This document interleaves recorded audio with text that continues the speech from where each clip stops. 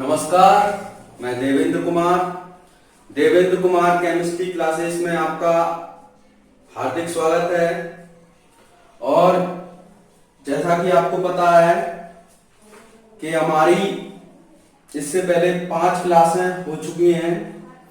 अब आज हम 6वीं क्लास पढ़ेंगे, जिसमें जैसे कि बोर्ड पे लिखा हुआ है अणु संख्यक गुणधर्म। क्या? अणु संख्यक गुणधर्म, कॉलिगेटिव प्रॉपर्टीज। तो कॉलिगेटिव प्रॉपर्टीज होती क्या है, इसके बारे में हम समझेंगे। तो विलयनों के अणु संख्यक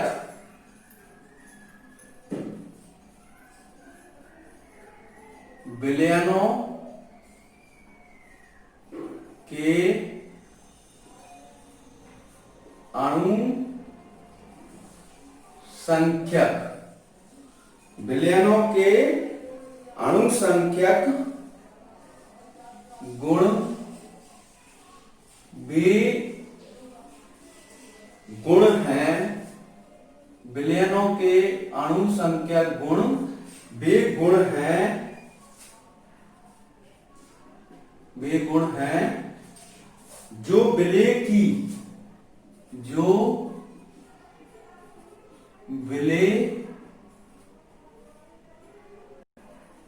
की कणों की संख्या विलय की कणों की संख्या पर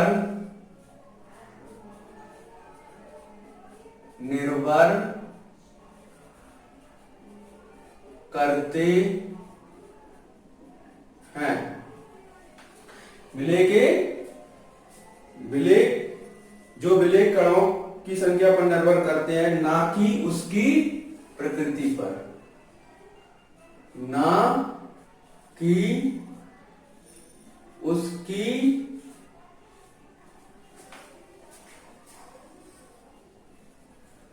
प्रकृति पर। एक डेफिनेशन ये हो जाएगी, अथवा में हम चाहे तो इसकी एक और डेफिनेशन लिख सकते हैं। वो किस प्रकार होगी? विलयन के वे गुण जो विलयन के वे गुण विलयन के वे गुण जो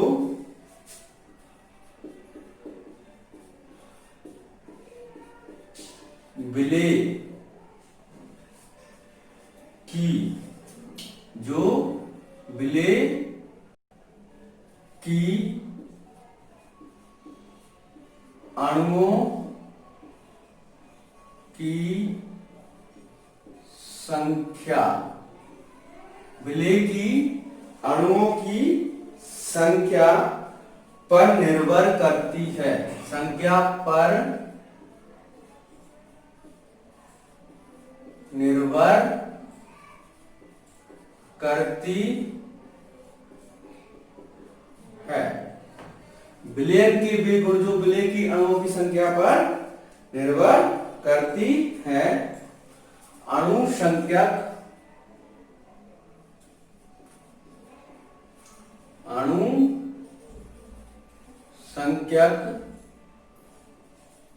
गुण धर्म कहलाता है।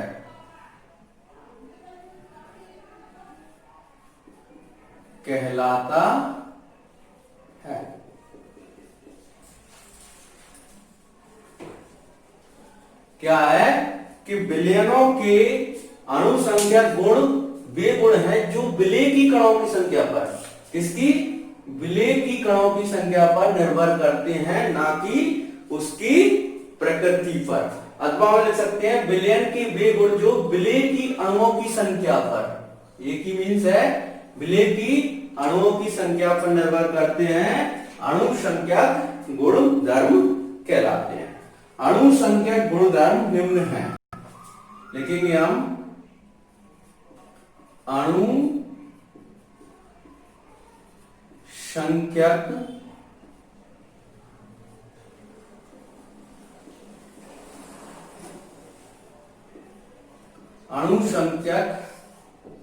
गुणधर्म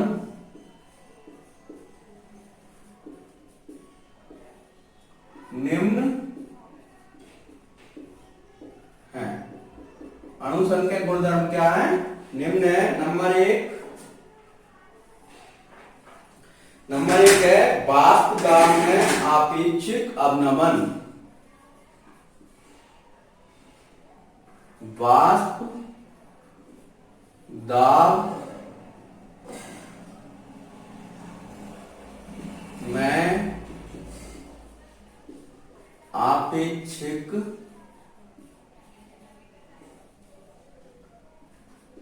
अवनमन।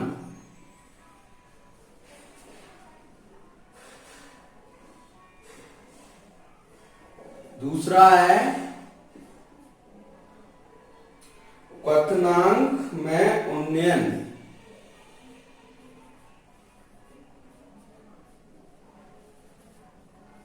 क्वथनांक में उन्नयन। तीसरा है हिमांक में अवनमन। हिमांक में अवनमन। और चौथा है परासरण दाब।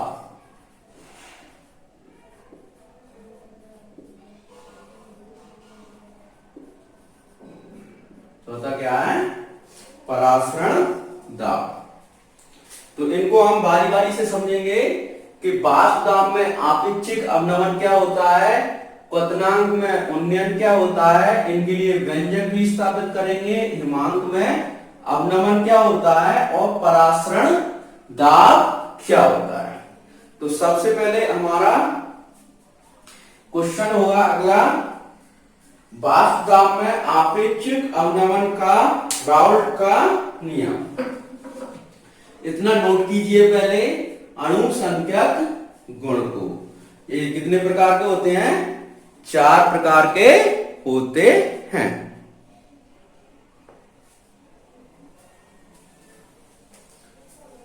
चाहे तो आप वीडियो को पुश करके भी नोट कर सकते हैं।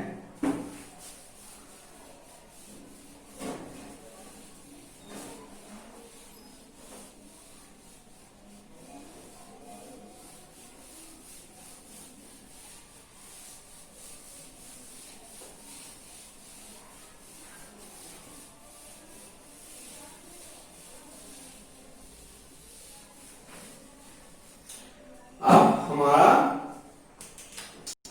अगला क्वेश्चन बनेगा। क्वेश्चन 3 प्रकार से आता है राउल्ट के नियम का।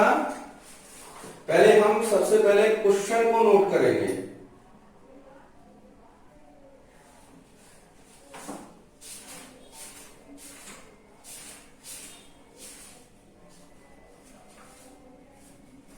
क्वेश्चन है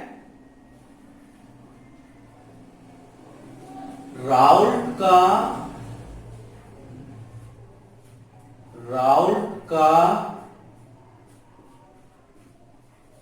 नियम लिखिए। राउल्ट का नियम लिखिए एवं इसका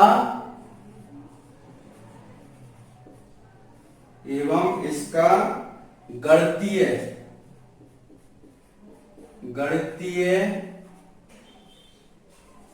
व्यंजक ज्ञात कीजिए। गणितीय व्यंजक ज्ञात कीजिए। राउल्ट का नियम लिखिए एवं इसका गणितीय व्यंजक ज्ञात कीजिए। क्वेश्चन है राउल्ट का नियम लिखिए एवं इसका गणितीय व्यंजक ज्ञात कीजिए। क्वेश्चन अथवा करके इस तरीके से भी आ सकता है। ये क्वेश्चन 3 तरीके से आ सकता है। अथवा करके कैसे? राउल्ट का नियम क्या है? राउल्ट का नियम क्या है? क्वेश्चन आएगा राउल्ट का नियम क्या है? अवाष्पशील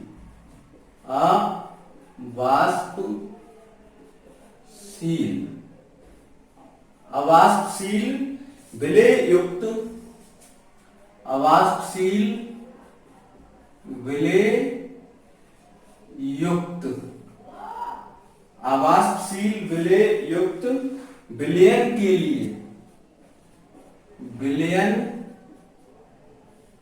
के लिए राउल्ट के नियम का राउल्ट के नियम का व्यंजक प्रतिपादित कीजिए।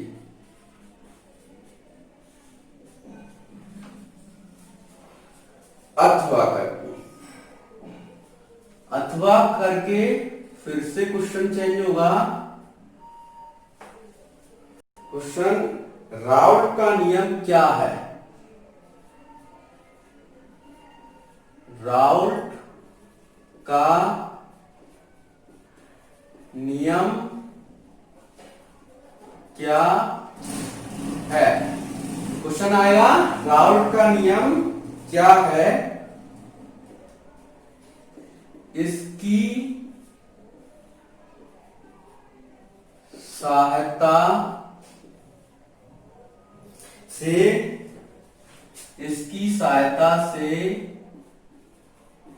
किसी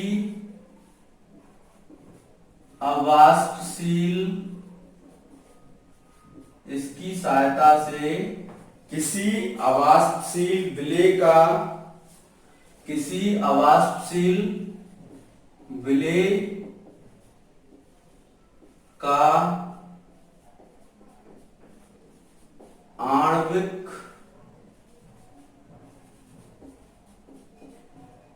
द्रव्यमान कैसे ज्ञात किया जा सकता है? कैसे ज्ञात किया जा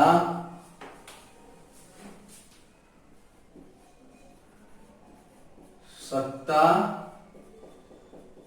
है? कैसे ज्ञात किया जा सकता है?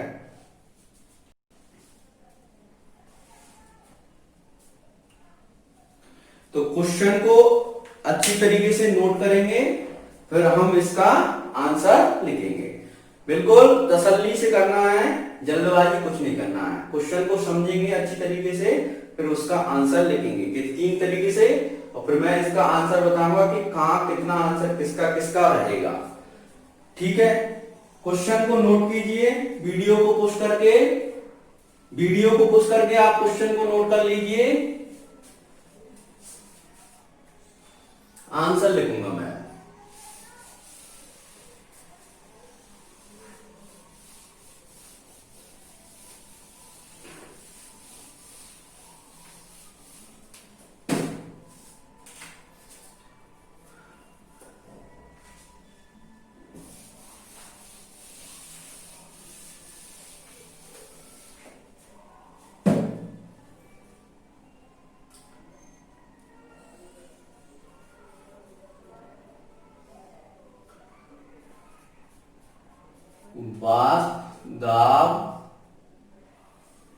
वाष्प दाब में आपेक्षिक वाष्प दाब में आपेक्षिक अवनमन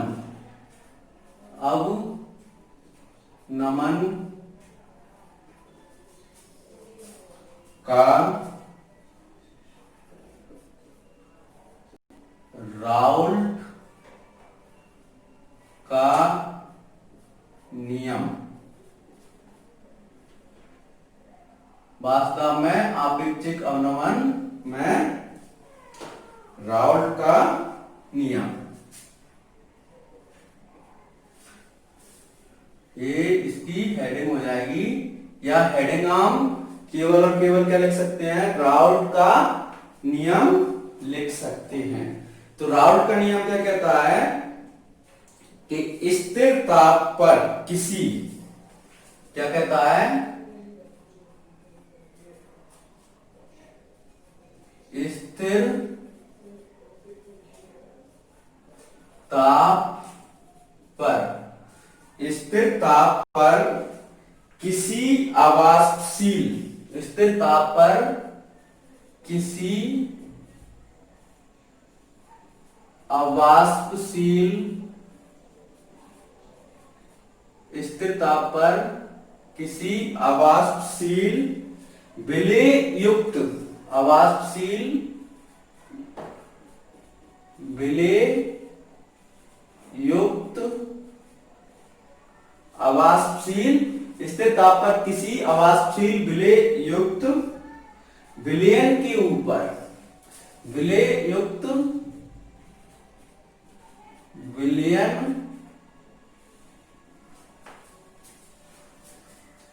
के ऊपर,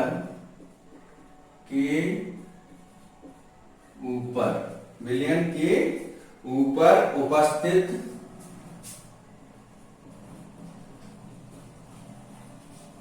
विलयन के ऊपर उपस्थित विलायक का वाष्प दाब, विलायक का वाष्प दाब, विलायक का वाष्प दाब, विलायक के, विलायक का वाष्प दाब, विलायक के मूल प्रवाच, विलायक के मूल प्रवाच के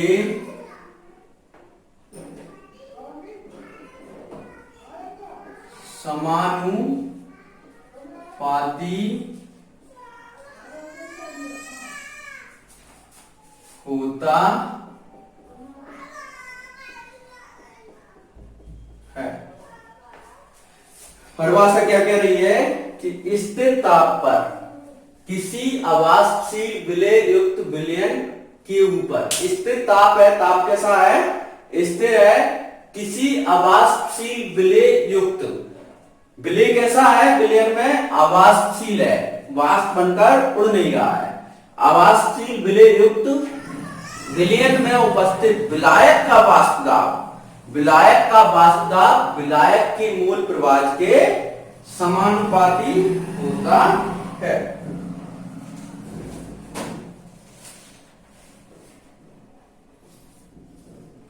देखिए बात को समझिए, ये कोई क्या है, पात्र है, इसको हमने क्या किया, नीचे से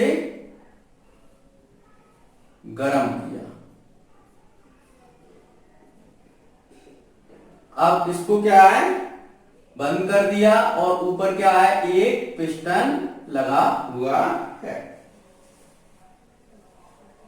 अब इसमें क्या है, ये क्या कह रहा है, स्थिर ताप पर, इसमें विलायक है ए और बी क्या है, अवाष्पशील विलेय है, बी क्या है, बी क्या है, अवाष्पशील विलेय।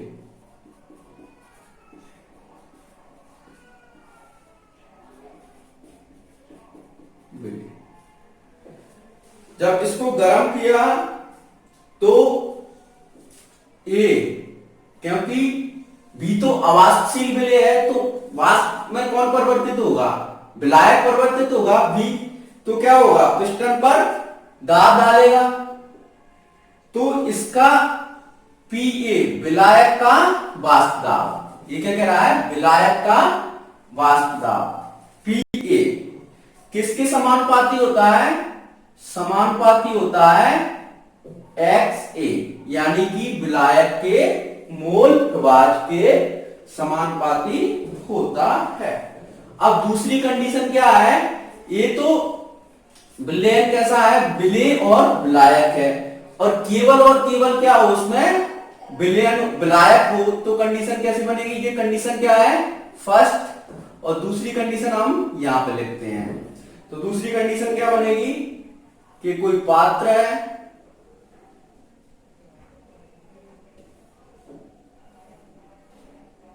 उसको क्या किया?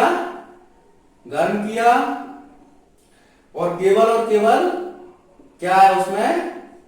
ए क्या है? विलायक। क्या है? शुद्ध विलायक ए। अब कंडीशन देखिए कि पिस्टन पर जो प्रेशर पड़ेगा वो किसके कारण पड़ेगा?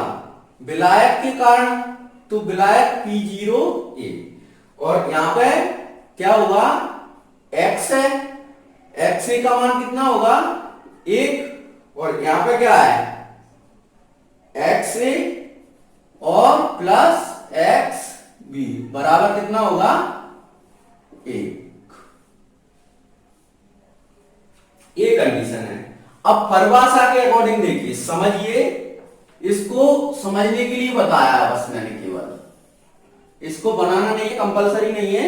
इसको केवल और केवल क्या मैंने बताया है कि कोई पात्र है, पात्र में क्या है? पहले विलायक रहेगा, और फिर उसमें अवाष्पशील विलेय युक्त विलेयन बन गया। उसका विलायक का वाष्प दाब पीए किसके बराबर है?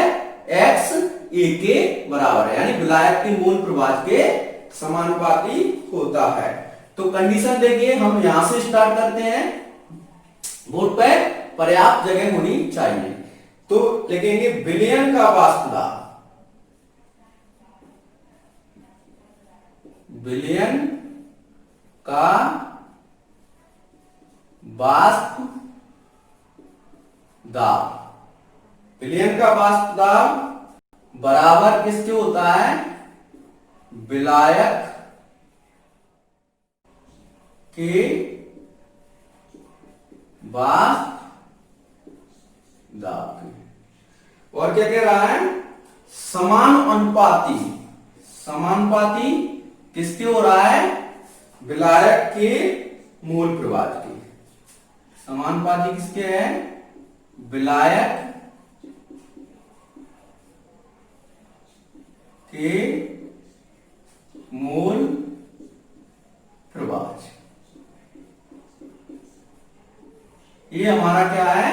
एक टाइप में परिभाषा से क्या निकल के आया? समीकरण टाइप में निकल के आया। विलेयन का वाष्प दाब बराबर विलायक के वाष्प दाब के समानुपाती विलेयन में उपस्थित है। विलेयन का वाष्प दाब, विलेयन में यानी कि विलेयन में किसका वाष्प दाब है? विलायक का। तो हम इसको इस तरीके से लिख सकते हैं, P बराबर PA समानुपाती X, ये इस तरीके से लिख सकते हैं।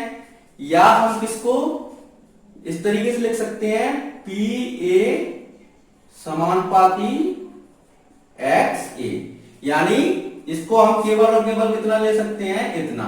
विलायक का वाष्प दाब, विलायक का वाष्प दाब समानुपाती विलायक के मोल प्रवाह के। अब ये समानुपाती का निशान हटेगा तो क्या आएगा? PA बराबर के XA। इसको दे दिया हमने क्या है? समीकरण नंबर 1। इसको क्या दे दिया? समीकरण नंबर 1। तो यहां पर K क्या है? के क्या है, के जहां के एक समानुपातिक स्थिरांक है, तो साइड से लिख देंगे हम, जहां के एक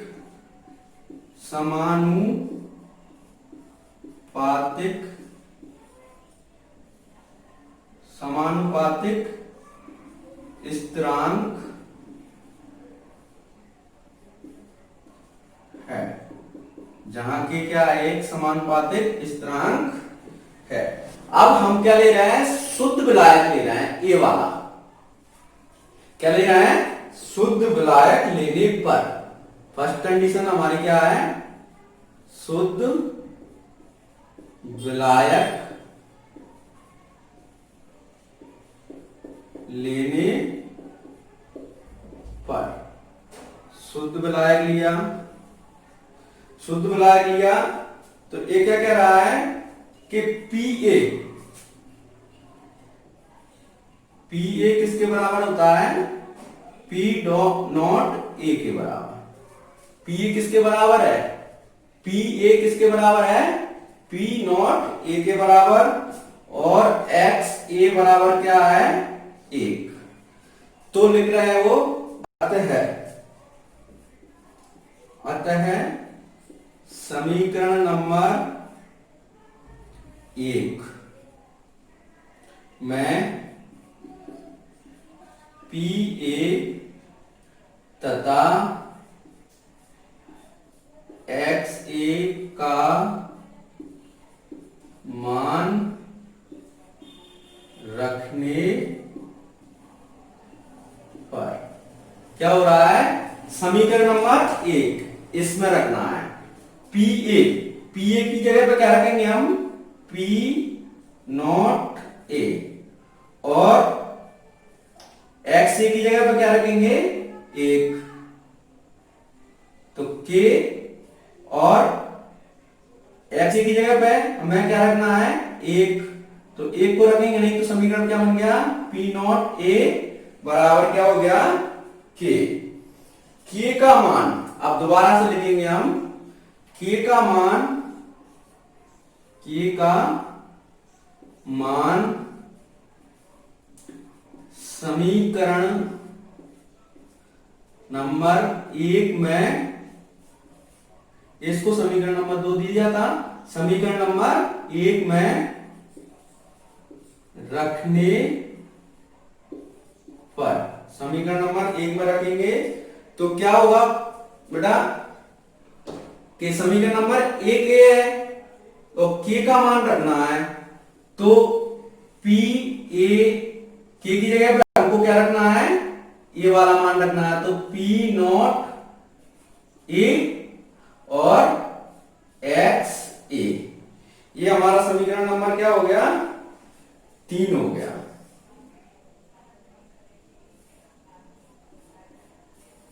समीकरण नंबर 3। देखिए एक बार और समझते हैं, हम इसको अच्छी तरीके से करेंगे। हम सोच रहे हैं कि एक बार नहीं समझ में आए, स्थिर ताप पर किसी अवाष्पशील विलय युक्त विलयन के ऊपर उपस्थित विलायक का वाष्प दाब विलायक के मूल प्रवाह के समानुपाती होता है। तो विलयन का वाष्प दाब P क्या है, विलायक का वाष्प दाब क्या है, बराबर PA किसके समानुपाती होता है, विलायक के मूल प्रवाह के समानुपाती होता।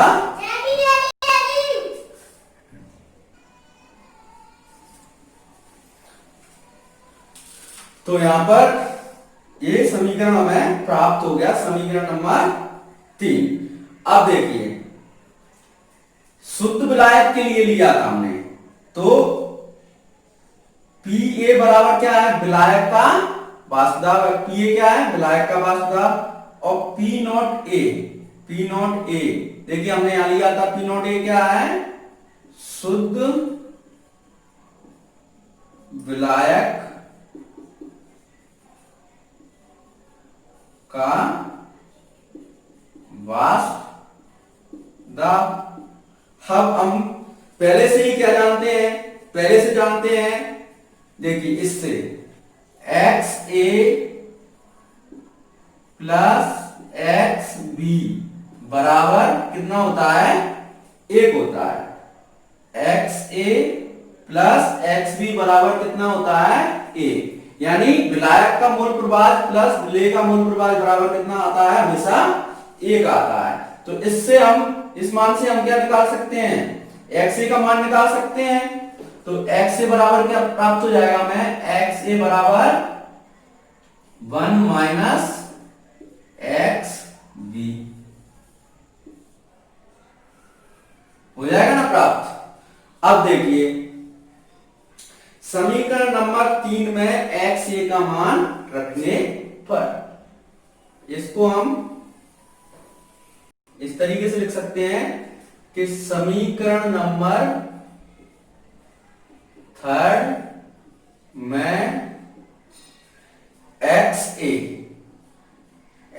ए का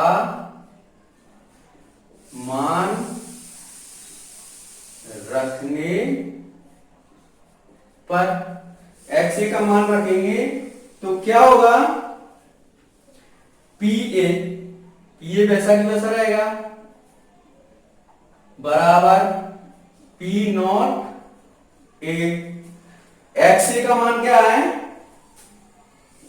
1 माइनस एक्स वी। क्या है? 1 माइनस एक्स वी। अब देखिए क्या हो जाएगा इसका? पी ए बराबर पी नॉट ए का एक से गुणा करेंगे तो क्या होगा? पी नॉट ए माइनस इसका पी नॉट ए का एक्स बी से गुणा करेंगे तो P naught A X B. हमको ये प्राप्त हो गया। अब देखिए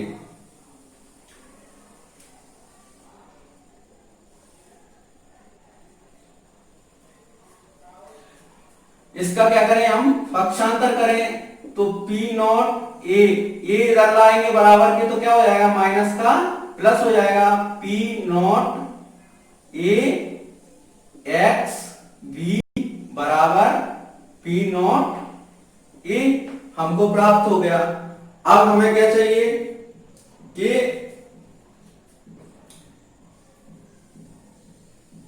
अब इसको हम कहां ले जाएं? इधर ले जाए बराबर के तो क्या प्राप्त होगा?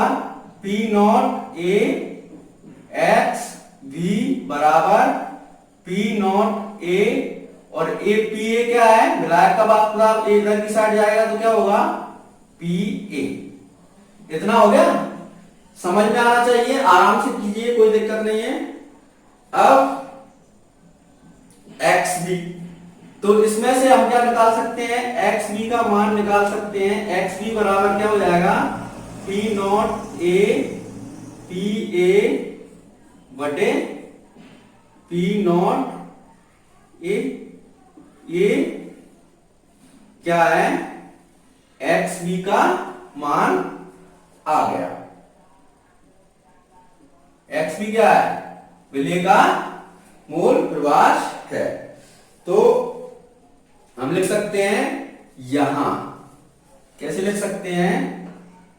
यहां P naught A minus P ए, यहां P naught A minus P ए वाष्प दाब में अवनमन है। क्या है? वाष्प दाब में अवनमन है। और क्या है?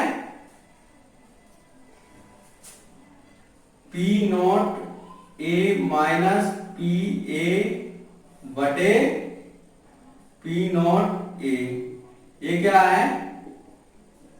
वाष्प दाब में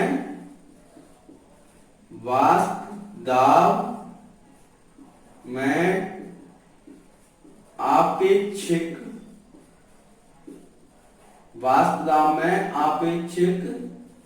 अवनमन है। इस समीकरण को हम दे देंगे समीकरण नंबर 4।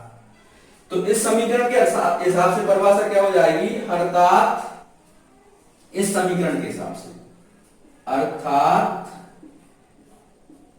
क्या हो जाएगी स्थिर ताप पर, अर्थात क्या हो जाएगी स्थिर ताप, अर्थात इस तरीके से लिखेंगे, अर्थात स्थिर ताप पर अवाष्पशील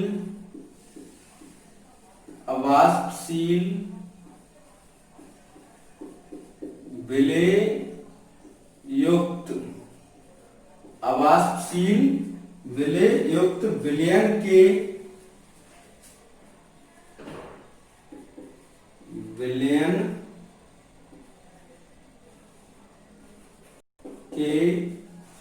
अवाष्पशील विलय युक्त विलयन के वाष्प दाब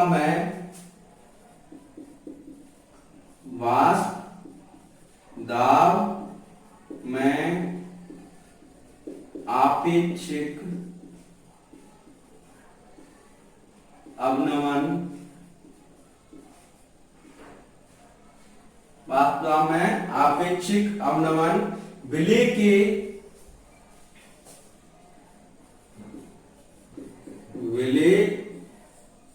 के मोल प्रवाह के बराबर होता है, विलेय के मोल प्रवाह के बराबर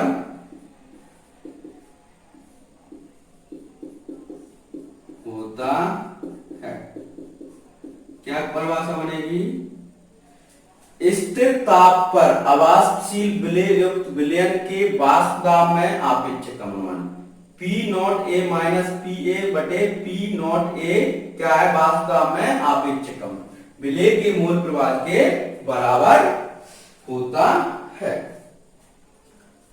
ठीक है, इतना आप पहले नोट कीजिए तसल्ली से वीडियो को पुश करके, और आगे बढ़ेंगे। ये देखिए अब हमारे क्या है, इसमें क्या हो गया है, दो क्वेश्चन हो गए हैं। पहला था राउल्ट का नियम। राउल्ट का नियम हमारा कहां तक हो रहा है? ये समीकरण नंबर इस तक, समीकरण नंबर 3 तक क्वेश्चन पूछा जाता है। राउल्ट का नियम लिखिए, तो परिभाषा लिख के आप यहां तक क्या करेंगे? राउल्ट का नियम करेंगे। और उसके बाद पूछा जाता है कि राउल्ट के नियम का क्या है? आपेक्षिक अवनमन के लिए राउल्ट का नियम लिखिए। तो कहां तक करना है आपको? यहां तक करना है, परिभाषा तक। इसके बाद आगे का है कि आणविक द्रव्यमान वाला थर्ड अथवा में लिखा था कि राउल्ट का नियम क्या है? इसकी सहायता से अवाष्पशील विलेय के लिए आणविक द्रव्यमान ज्ञात कीजिए। उसको अभी हम करते हैं। तो वीडियो को पुश करके इतना कीजिए, क्वेश्चन की 2 स्टेप आंसर हमने दे दिए हैं।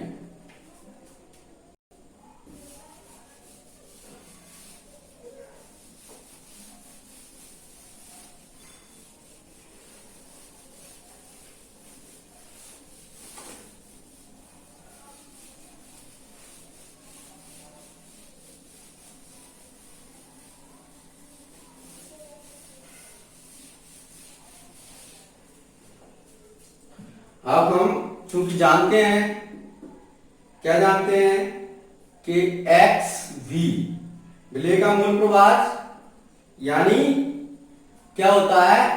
एन वी बटे एन ए बटे एन वी, ये मोलों की संख्या। तो परंतु क्या करते हैं? हम जानते हैं कि एन बी क्या होता है? मोल, विलेय का मोल। तो विलेय का मोल मतलब डब्ल्यू बी बटे एम बी। मोल बराबर क्या होता है? परंतु मोल बराबर क्या होता है? वेग बटे विलेय का द्रव्यमान बटे विलेय का आणविक द्रव्यमान। तो एक्स बी एन बी की जगह पे हम क्या रख देंगे? डब्ल्यू बी बटे एम बी, और ये क्या हो जाएगा? एन ए की जगह पे क्या हो जाएगा? v की जगह पे डब्ल्यू ए। इसी तरीके से क्या होगा, एन ए बराबर क्या होगा, डब्ल्यू ए बटे एम ए। तो रख दिया, M P plus M B की जगह पे क्या होगा, डब्ल्यू बी बटे एम बी। अब ये क्या कह रहा है, तनु विलयन में, क्या कह रहा है, तनु विलयन में डब्ल्यू वी बटे एम वी को नगण्य मानने पर को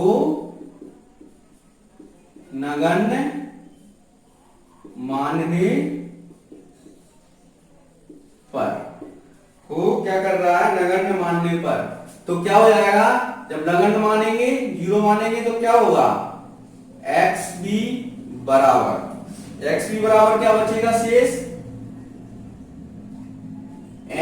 विलय को नगण्य मानना है ना विलयन में, तो क्या बचेगा, डब्ल्यू वी बटे ए विलयन में, एम ऊपर वाला नहीं रहेगा, एम भी ये नगण्य हो जाएगा, जीरो हो जाएगा, इसका मान क्या हो जाएगा, जीरो। तो क्या बचेगा, डब्ल्यू बी बटे एम ए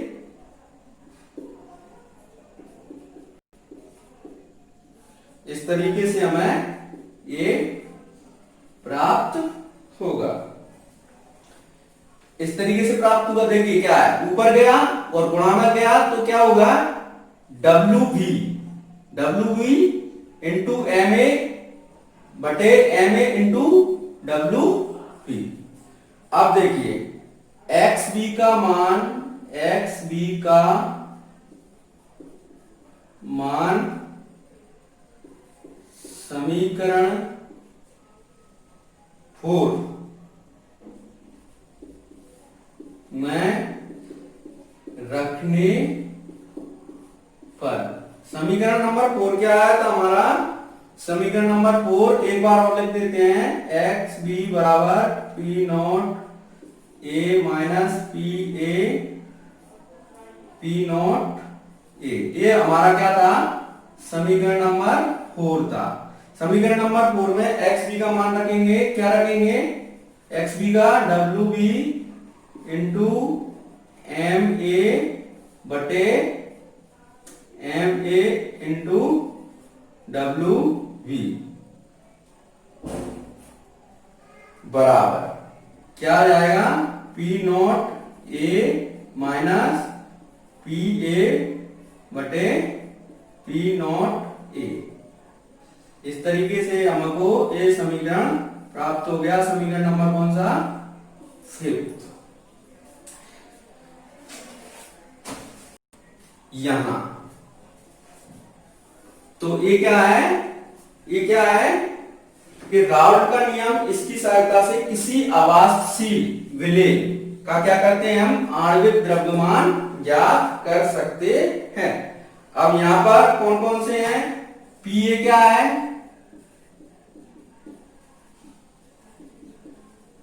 विलायक का वाष्प दाब, एक बार और लिख देते हैं, विलायक का वाष्प दाब, पी नॉट ए बराबर क्या है, शुद्ध विलायक का वाष्प दाब। उसके बाद एक्स सी क्या है, विलायक का मूल प्रवास, और एक्स भी क्या है, विलय का मूल प्रवास, विलय का मूल प्रवास।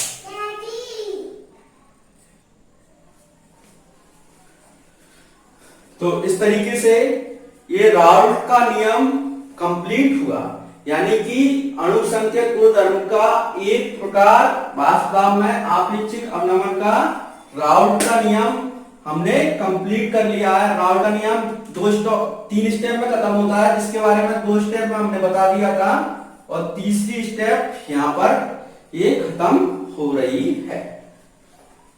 मुझे उम्मीद है कि राउल्ट का नियम आपको बिल्कुल अच्छी तरीके से समझ में आया होगा। अगर कोई प्रॉब्लम है तो आप कमेंट बॉक्स में लिख सकते हैं, और वीडियो आपको उम्मीद है अच्छी ही लगी होगी, तो वीडियो को शेयर, लाइक और सब्सक्राइब जरूर करें। वीडियो को शेयर करें, लाइक करें एंड सब्सक्राइब करें चैनल को, और अपने दोस्तों में शेयर करें जिनसे कि जरूरतमंद लोगों को ये वीडियो मिल सके और वो घर बैठे ही केमिस्ट्री को अच्छी तरीके से समझ सकें। धन्यवाद। इसको आप नोट कर लीजिए।